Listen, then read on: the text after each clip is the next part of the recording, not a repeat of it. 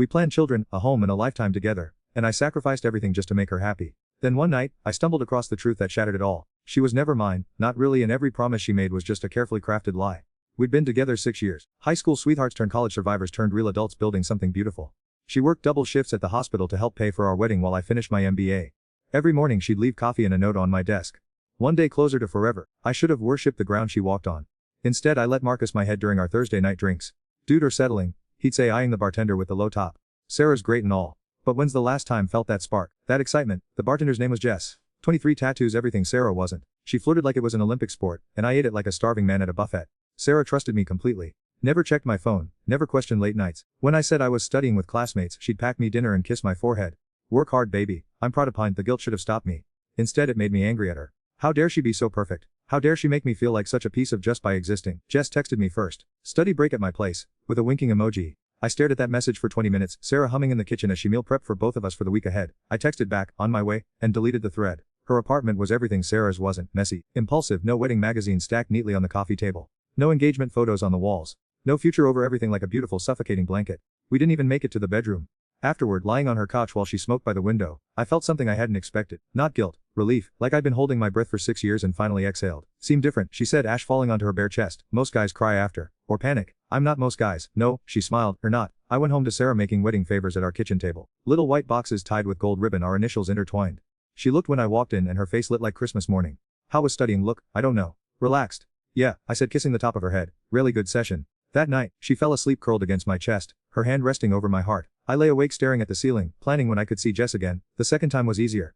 The third was automatic. By the fourth, Jess wasn't even bothering with the pretense of studying. She'd text, I'd go, I'd leave. Simple transaction. Sarah started wedding dress shopping. She sent me photos from the store, spinning in white silk, her mother crying in the background. "Found the one. Can't wait for to see it," walking down the aisle. I was at Jess's apartment when that text came through. She read it over my shoulder and laughed. "Fiancé seems sweet, very pure." "She is. Must be nice having someone who trusts so completely."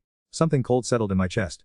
"What's that supposed to mean?" "Nothing." Jess shrugged, reaching for her cigarettes. "Just interesting how easy it is to fool good people. They never see it coming." I started seeing Jess twice a week, then 3 times, then almost daily. Sarah noticed I was distant but blamed wedding stress. She started doing more to help, taking over the venue coordination, handling the caterers, managing RSVPs. "I've got this," she'd say when I'd stare blankly at vendor emails. "Focus on school. I want everything perfect for us." Perfect. The word made my skin crawl. 2 weeks before the wedding, Sarah surprised me with a weekend getaway. "Justice," she said, packing my bag while I pretended to strazy. I texted Jess that I'd be gone. She responded with a photo that made my hands shake. Sarah noticed. "Everything okay?" "Yeah, just email from professor, big assignment." She frowned but didn't push. She never pushed. The cabin was where we'd had our first real, then our first real makeup. Sarah had planned it deliberately, wanting to revisit the place where we'd learned to for each other instead of against each other. "Remember what said that night?" she asked, curled by the fireplace. "That we could survive anything as long as we stayed honest with each other." My phone buzzed. "Jess." "I remember. I've been thinking about that a lot lately. With the wedding coming, how important honesty is. How lucky we are to have that foundation." Another buzz. Another photo. "Yeah, lucky." She crawled into my lap, her eyes shining with tears. Happy tears. "I love so much it scares me sometimes. Like, what if something happened to, what if I lost? I don't think I could survive it." I her forehead and lied. "Her never going to lose me." That night, she made love to me with a desperation I'd never felt from her before. Like she was trying to memorize every moment. When she fell asleep, I stepped outside and called Jess. "Miss me already?" she purred. "Sarah knows." "What?" "She doesn't know details, but she knows something's wrong. I can see it in her eyes." Jess was quiet for a long moment. Then, "So what are going to do?" I looked back through the window at Sarah sleeping in our bed, her face peaceful, one hand stretched across my side of the mattress like she was reaching for me even in dreams. "I don't know." "Well, figure it out. Because this limbo is getting old. Either dump the Girl Scout and let's see what this is, or stop wasting my time." She hung. I stood in the cold mountain air, snow starting to fall, and realized I was at a crossroads that would define the rest of my. Sarah inside, warm and trusting and building our future with her bare hands. Jess somewhere in the city, wild and dangerous and offering me a without consequences or commitment. I should have walked back inside and confessed everything. Begged forgiveness. Fought for the woman who'd been fighting for us since day one. Instead, I texted Jess, "We'll talk when I get back." The drive home was silent. Sarah kept trying to start conversations, but I was somewhere else entirely, planning my exit strategy. Calculating the damage. She must have felt it, the emotional distance opening between us like a chasm. At a red light, she reached over and took my hand. "Whatever's wrong, we can fix it." "Okay, we always fix it." I squeezed her fingers and lied again. "I know. But I was already gone." I called off the wedding on a Tuesday. Sarah was addressing thank notes for early gifts when I sat down across from her and said the words that would haunt me forever. "I can't do this." She looked from her careful cursive, pen frozen mid-letter. "Can't do wedding. Us, any of it." The pen slipped from her fingers. "What are talking about?" I'd practiced this speech in my car for an hour, but sitting there looking at her confusion, her trust still so complete, the words came out all wrong. "I'm not ready. I need space to figure things out." "Figure what out?" Her voice was getting smaller. "Jake, the wedding is in 10 days. We have 200 people coming. The dress, the flowers, I know. I'm sorry. She stared at me like I'd spoken a foreign language. Sorry, Jake, we've been planning this for 8 months. We put deposits down. My parents flew in from Seattle yesterday. I'll handle the vendors, cancel everything. Cancel everything. She repeated it like she was testing how the words felt. Just like that. I couldn't look at her anymore. It's better this way. Better for who? That's when I made the mistake that turned heartbreak into devastation. I got angry. Angry at her questions, angry at her tears starting to fall, angry at how she was making this harder than it needed to be. Better for both of us, Sarah. We're not the same people we were in high school. We want different things now. What different things? We planned everything together. The house, kids, where we'd retire. That's the problem. It's all planned. Mapped out. Where's the excitement? The mystery? She stood so fast her chair fell backward. Mystery? What mystery? Try wondering if the person you've loved for 6 years is having a mental breakdown or just doesn't give about anymore. It's not about not caring. Then what, Jake? Because 2 weeks ago we're talking about honeymoon plans, and now we're blowing our entire because want excitement. I should have told her about Jess right then. Should have confessed and taken responsibility for the nuclear I was dropping on her world. Instead, I did something worse. I made it her fault. Maybe if it'd been more, I don't know. Less predictable, less safe. The words hit her like a physical. She actually stepped backward. Less safe, she whispered. Sarah, I didn't mean. No, I get it. Her voice was eerily calm now. I'm boring. Predictable. I work 60-hour weeks to help pay for I plan our entire wedding because too busy with school. I take care of everything so can focus on future. And that makes me safe. That's not what I said. It's exactly what said. She was crying now, but her voice never wavered. No what? Right. I am safe. I'm safe because I love more than I love. I'm safe because I put us first in every decision I make. I'm safe because when say studying late, I believe. When say love me, I believe. When promise me forever, I believe. That each word was a twist in my chest, but I was too proud, too scared, too selfish to stop her. I can't help who I am, Sarah. And I can't help who I'm not. She wiped her eyes with the back of her hand. I can't be some wild, mysterious girl who makes wonder if she'll still be there tomorrow. I can't be unpredictable when need stability or exciting when need chaos or whatever they've decided need instead of me. I never asked to change. No, just asked me to disappear. She started gathering the wedding stuff scattered across our table. Thank notes, vendor contracts, our save, the dates. Her movements were mechanical like she was cleaning after a party that never happened. Where we'll go? She asked without looking at me. I'll stay at Marcus's for a while. Of course we'll. She laughed, but there was no humor in it. Let me guess, this was his idea too. I didn't answer, which was answer enough. I'll pack stuff. Leave it by the door. Sarah, get out, Jake, please. Just, get out. I grabbed my keys and headed for the door, then turned back. She was holding one of our engagement photos, the one from the beach last summer where we both looked so happy. For what it's worth, I do love. She looked at me with eyes that would haunt my dreams forever. No, don't. Love the idea of someone loving unconditionally, but never learned how to love someone back. The door closed behind me with a soft click that sounded like the end of the world. I went straight to Jess's apartment.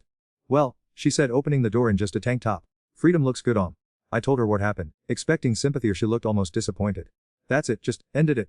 What did expect? I don't know. More drama, I guess. She didn't for it all. She's not like that, clearly. Jess pulled me inside and poured herself a drink. So what now?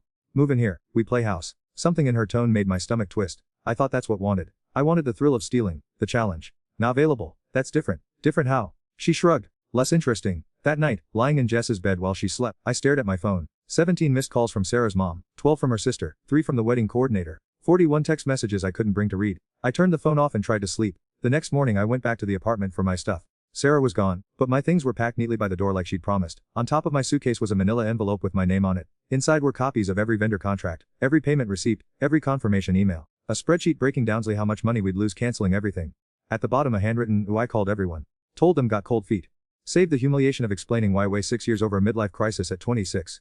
The final numbers are attached. I covered what I could with my savings but still owe 8,000, get us out of the remaining contracts. Also I'm keeping the ring. Not because I earned it. Don't contact me. Don't apologize. Don't try to explain. Just disappear like wanted to. Sarah P.S. Jess called here looking for yesterday. Apparently gave her our landline number at some point. She seemed surprised that we're engaged. Interesting timing, don't think. My hands were shaking as I read the last line. Sarah knew. Had known maybe for weeks. And she still tried to save face for me with the vendors. Even after I'd destroyed her, she was protecting me. I called her immediately, straight to voicemail. Sarah, please. We need to talk. I tried her work number. I'm sorry, but Sarah requested no personal calls. I can't put through her sister's number. Have some nerve calling here, Jake. What Sarah ever saw in is beyond me. Don't call again. Her parents. The number have dialed has been changed to an unlisted number. They'd all closed ranks around her, protecting her from me like I was some kind of predator. Which I was starting to realize I was. I moved in with Marcus, sleeping on his couch and drowning in debt. The 8,000 was just the beginning. My half of our shared bills kept coming. Student loans I'd deferred assuming Sarah's income would help carry us. Credit cards I'd maxed out buying her engagement ring and planning our future. Without her salary I was. Dude, being dramatic. Marcus said when I tried to explain the financial black hole opening beneath me. So owe some money. I'll make it back when graduate. That's 2 years away, so get a job, or ask parents for help, or, he grinned, ask rich girl for a loan. Rich girl. Jess. Her dad owns half the restaurants downtown. Didn't know. We'd been for months, and I didn't know basic facts about her. Just like she didn't know I was engaged until Sarah told her. That night at Jess's place I brought it carefully. Marcus mentioned families in the restaurant business, among other things. She was painting her nails, not really paying attention. Why? Just curious. Never really talk about family stuff, because it's boring. Trust funds and charity galas and people who think they're important because they have money. She looked at me. Speaking of money, when are getting own place? The couch surfing thing is getting old, soon. I just need to get through this rough patch. How rough? I told her about the wedding debt, the bills, the impossible math of living on student loans alone. She listened with the detached interest of someone watching a mildly entertaining TV show. Huh, she said when I finished. That sucks, yeah. Hey, tried asking parents for help. They don't have it. What about Ix? Couldn't she help with the wedding stuff since it was her choice to have such an expensive party? I stared at her. Her choice. I mean, girls always go overboard with weddings. It's like a disease. Sarah worked extra shifts to help pay for everything. She did most of the planning herself to save money on a coordinator. Jess shrugged. Still her dream wedding, right? Not really fair to stick with the bill. That's when it hit me. Jess didn't know Sarah at all. To her, my ex-fiancé was just a cardboard cutout, a Girl Scout, who'd been in her way. She'd never considered that Sarah was a real person with real feelings and a real that we'd both helped destroy. It wasn't her dream wedding, I said quietly. It was ours, whatever. The point is we're free now. We both are. But I wasn't free, I was drowning. And for the first time since this whole thing started, I was beginning to understand the difference between freedom and just being lost. 2 weeks later, Jess broke with me via text message. This was fun, but I'm not looking for anything serious right now. Or great, but come with too much baggage. Hope figure everything out. Sucks. So I read it sitting in my car outside my old apartment, hoping to catch a glimpse of Sarah coming home from work. Hoping she'd see me and we could finally talk. She never came. Later I found out from a mutual friend that she'd moved back home with her parents, transferred to a hospital in Seattle, started over completely 3,000 miles away from every reminder of us. I was still sitting in that parking lot when her replacement moved in. A young couple, laughing as they carried boxes upstairs to what used to be our home. That's when I realized I hadn't just lost Sarah. I'd lost everything 6 months after I destroyed I was living in a studio apartment that smelled like mildew and regret, working the night shift at a distribution warehouse to pay off wedding debt for a marriage that never happened. The irony wasn't lost on me. I'd blown my relationship for excitement and freedom, and now I spent my days alone, moving boxes in a windowless building, living paycheck to paycheck. Marcus stopped returning my calls after I couldn't chip in for drinks anymore. Kind of a downer lately, man, was the last thing he said to me. As if poverty was a choice I'd made to inconvenience him. Jess had already moved on to her next conquest, some law student she met at a gallery opening. I saw them together on her Instagram, which I scrolled through nightly like some kind of digital. She looked happier than she'd ever looked with me. Everyone had moved on except me. I tried dating, downloaded all the apps, went on a few coffee dates that went nowhere. Turns out, I called off my wedding 3 days before the ceremony and destroyed the best relationship I've ever had. Isn't great small talk. The women who were interested lost interest fast once they realized I had nothing to offer. No career prospects, no emotional stability, no money for decent dates, just debt and regret and the kind of desperate loneliness that repels people like bug spray. One night, scrolling through Facebook instead of sleeping before my warehouse shift, I found Sarah's profile. She'd unblocked me maybe by accident, or maybe enough time had passed that she didn't care anymore. The photos gutted me. She looked lighter. Her smile wasn't the careful hopeful expression I remembered. It was genuine joy. She was hiking, traveling, laughing with new friends. In one photo she was volunteering at a children's hospital, kids climbing all over her like she was their favorite person in the world. The Sarah I'd known had been so focused on our future that she'd forgotten to live in the present. This Sarah was discovering who she was when she wasn't trying to be perfect for someone else. There were no men in the photos, no hints of dating or new relationships, just a woman rebuilding herself from the ashes of what I'd burned down. I almost commented on one of the hiking photos, something like glad to see her doing well, or look happy. But I caught, fingers hovering over the keyboard. What right did I have to her happiness? What possible good could come from reminding her I existed? I logged off and got ready for work. My supervisor at the warehouse was a guy named Dave, who'd been divorced 3 times and had the cynical wisdom that comes from repeatedly. He found me during break one night, sitting in my car staring at nothing. Woman problems, he asked, lighting a cigarette. Former woman problems. The worst kind. He exhaled smoke into the cold night air. Let me guess. Cheated, got caught, and now we're sitting here thinking about how good had it. I looked at him. How'd know? Because I got that look. Same look I had for about 5 years after my first wife left me. Like her drowning in slow motion and can't figure out how to swim. Any advice? Dave laughed, but there was no humor in it. Yeah, stop drowning. Nobody's coming to save Pine. That's it. Did this too can either spend the rest of feeling sorry for, or can figure out how to be a better man. But can't do both. I wanted to argue to explain how complicated it was, how I'd been confused and pressured and young. But sitting there in the parking lot of a warehouse at 2 a.m., making barely enough money to survive, I realized Dave was right. This was that I'd chosen. This was what I traded Sarah for. 3 months later I got a text from an unknown number. Jake, this is Sarah's sister. I normally wouldn't contact, but I thought should know. Sarah's engaged, his name is Michael. He's a pediatric nurse. They met at the hospital where she works. I've never seen her happier. Attached was a photo from what looked like a surprise proposal. Sarah, crying happy tears, surrounded by friends I didn't recognize. The man on one knee looked kind, steady, the kind of guy who would never make her question whether she was enough. I stared at that photo for hours. Sarah looked radiant in a way she'd never looked with me, not because I hadn't made her happy, but because this happiness was hers. Built on a foundation of someone who loved her without conditions or second thoughts. That night, I did something I should have done months earlier. I wrote Sarah a letter. Not to win her back or ease my conscience, but to finally tell her the truth she deserved, about Jess, about the lying, about how none of it had been her fault. I apologized without asking for forgiveness. I told her she'd been right about everything. I wished her the happiness she'd always deserved and promised never to contact her again. I sealed it but never sent it. Because Dave was right. This wasn't about her anymore. It was about me figuring out how to live with what I'd done. I started therapy. Not couples counseling or anything optimistic like that. Just individual sessions with a woman who specialized in helping people rebuild after they'd destroyed their lives. It was expensive and absolutely necessary. Talk about Sarah like she was perfect, Dr. Martinez observed during one session. But perfect people don't exist. What flaws did she have? I thought about it for a long time. She trusted too much, loved too hard, put other people's needs before her own. Those sound like virtues, not flaws. They were flaws when it came to me.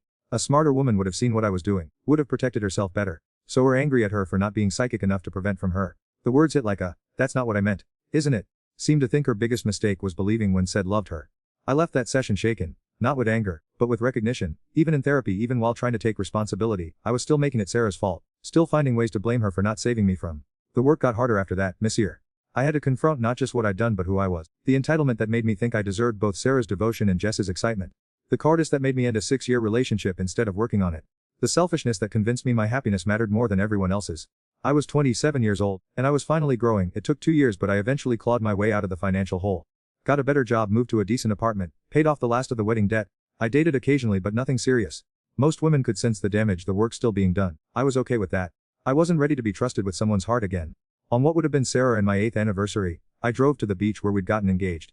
I sat on the same where I'd promised her forever and tried to remember who I'd been that day. Tried to understand how that man became someone who could throw away everything good in his for a few months of meaningless. The truth was simpler than I wanted it to be. I'd been selfish, immature, convinced that I was the main character in everyone's story and that other people's feelings were just obstacles to my happiness. Sarah hadn't been perfect. But she'd been real and loyal, and building a big enough for both of us. I'd been too scared to appreciate what that meant. My phone buzzed. A Facebook notification. Sarah had posted wedding photos. I almost didn't look, but curiosity won over self-preservation and I opened the album. She was radiant. Not just happy, but confident in a way she'd never been with me. Michael looked at her like she was the most amazing thing in the world, which she was. Their friends and family surrounded them with genuine joy, not the polite obligation I remembered from our engagement photos. In one picture, she was dancing with her father. Her head thrown back laughing at something he'd whispered. Behind her, Michael was watching with the kind of love that doesn't need constant validation or excitement to survive. That I could have had if I'd been brave enough to grow sooner. I closed the app and deleted Facebook from my phone. Some doors once closed, should stay that way. 3 years later I met Alina. She was a teacher recently divorced with 2 kids and no patience for. She knew my story because I told her on our second date.